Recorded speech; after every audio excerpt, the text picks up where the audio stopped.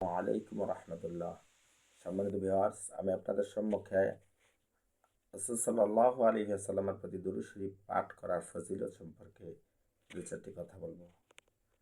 আল্লাহ নবী সাল্লাল্লাহু আলাইহি ওয়াসাল্লামের উপর কেন আমরা দুরূদ শরীফ পড়ব আর দুরূদ শরীফ পড়লে কি লাভ হবে সেই বিষয়ে একটি কথা বলি। প্রথমে আল্লাহ রাসূল সাল্লাল্লাহু আলাইহি ওয়াসাল্লামের একটি হাদিস দিয়ে শুরু করছি যে আল্লাহ নবী সাল্লাল্লাহু আলাইহি ওয়াসাল্লাম হাদিস শরীফে বলেছেন, ইন্না লিল্লাহি মালাইকাতান সাইয়্যাহিনা ফিল আরদ ইউবাল্লিগুনানি মিন উম্মাতিস সালাম। যে আল্লাহ পাক রব্বুল আলামিন কিছু ফেরেশতা দুনিয়াতে পাঠিয়ে দিয়েছেন, বানিয়ে দিয়েছেন, যে ফেরেশতারা পৃথিবীর জমিনে বিভিন্ন জায়গায় তারা ঘোরাফেরা করে। আর তাদের কাজ হলো আল্লাহর নবী সাল্লাল্লাহু আলাইহি ওয়াসাল্লামের প্রতি যারা যেখানেই দুরূদ শরীফ পড়তেছে, সাথে সাথে ওই দুরূদ শরীফটাকে নিয়ে আমার নবী রহমতুল্লিল আলামিন নবীর দরবারে গিয়ে আমার নবীর কাছে জানিয়ে দেয়, পৌঁছে দেয়, বলে দেয়, ইয়া রাসূলুল্লাহ, ইয়া হাবিবাল্লাহ, অমুকের ছেলে অমুক, অমুক গ্রামের, অমুক দেশের, অমুক মহল্লার, অমুকের ছেলে অমুক, অমুকের ছেলে অমুক, সে আপনার প্রতি একবার দুরূদ শরীফ পাঠ করছে, দুইবার দুরূদ শরীফ পাঠ করছে। তখন আমার নবী রহমতুল্লিল আলামিন নবী সাথে সাথে দুরূদের জবাব দিয়ে দেয়, সুবহানাল্লাহ।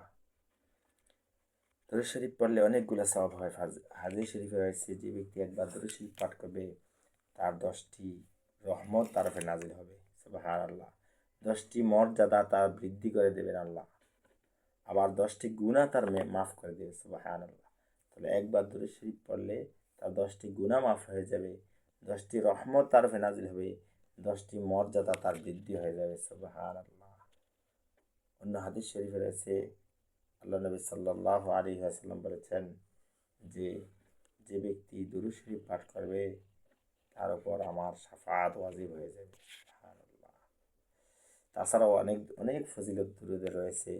যে দুরূদ শরীফ যদি আল্লাহ নবী সাল্লাল্লাহু আলাইহি ওয়াসাল্লামের প্রতি যখন আল্লাহ নবী সাল্লাল্লাহু আলাইহি ওয়াসাল্লামের নাম কারো সামনে যদি উচ্চারণ করা হয়, তখন যে ব্যক্তি আল্লাহ রাসূল সাল্লাল্লাহু আলাইহি ওয়াসাল্লামের নাম শুনবে, শুনে যদি সে সাল্লাল্লাহু আলাইহি ওয়াসাল্লাম অথবা অন্য কোনো শব্দে রাসূলের প্রতি দুরূদ শরীফ না পড়বে, আল্লাহ নবী সাল্লাল্লাহু আলাইহি ওয়াসাল্লাম বললেন সেই ব্যক্তিটা হচ্ছে কৃপণ, সে কৃপণতা করল।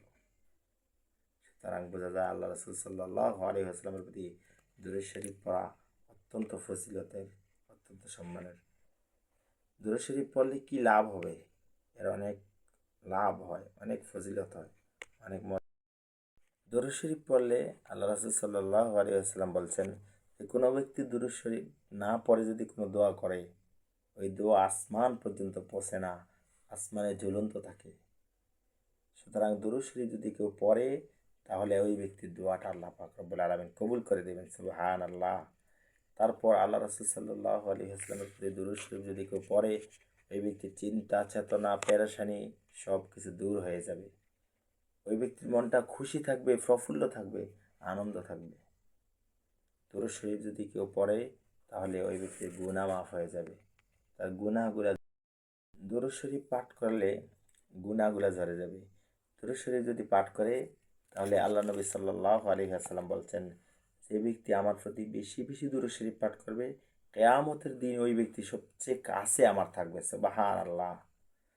আবার আল্লাহ রাসূল সাল্লাল্লাহু আলাইহি ওয়াসাল্লাম প্রতি যে দুরূদ শরীফ পড়তে থাকে, তার উপরে ফেরেশতারা অসংখ্য অগণিত রহমত বর্ষণ করতে থাকে। ফেরেশতারা তার জন্য ইস্তেগফার পাঠ করতে থাকে, তার জন্য দোয়া করতে থাকে। যে ব্যক্তি দুরূদ শরীফ পাঠ করতে থাকে, পাঠ করে, তার মুখের দুর্গন্ধ তার সব দূর হয়ে যায়। দুরূদ শরীফ যে পাঠ করবে, তার ওই ব্যক্তি দুরূদ শরীফ যে পাঠ করবে, তার মৃত্যুর পূর্বে সে জান্নাতের সুসংবাদ পেয়ে যাবে। যে দুরূদ শরীফ পাঠ করতে থাকে, ওই ব্যক্তি দুরূদ শরীফ পাঠ করতে করতে যদি রাত্রে ঘুমিয়ে পড়ে, এভাবে সবসময় আমল করতে থাকে, এক সময় ওই ব্যক্তি আল্লাহ রাসূল সাল্লাল্লাহু আলাইহি ওয়াসাল্লামের দিদার পেয়ে যাবে, দেখা পেয়ে যাবে, সুবহানাল্লাহ। দুরূদ শরীফ যদি পাঠ করতে থাকে, তাহলে বান্দার অন্তরে হেদায়েতের নূর জ্বলে ওঠে, সুবহানাল্লাহ। দুরূদ শরীফ পাঠ করতে করতে করতে করতে ওই ব্যক্তির জীবনে বরকত, রহমত ভরপুর হয়ে যায়। ওই ব্যক্তির জীবনে দুঃখ, দুর্দশা, অশান্তি, পেরেশানি সব দূর হয়ে যায়। আবার যে ব্যক্তি বেশি বেশি দূরে শরীফ পড়ে ওই ব্যক্তি মানুষের মহব্বতের পাত্র হয়ে যায়। ওই ব্যক্তির রাসূল সাল্লাল্লাহু আলাইহি ওয়াসাল্লামের খাঁটি আশিক রাসূল হিসেবে পরিণত হয়ে যায়, খাঁটি মুমিন হয়ে যায়। সুবহানাল্লাহ। আমার রাসূল সাল্লাল্লাহু আলাইহি ওয়াসাল্লাম হাদিস শরীফে বলেছেন, মান আহাব্বা সুন্নতি ফাকাদ আহাব্বানি, যে আমার সুন্নতকে ভালোবাসে সে যেন আমাকে ভালোবাসে, যে আমাকে ভালোবাসে কানা মাইয়া ফিল জান্নাহ, সে আমার সাথে জান্নাতে থাকবে।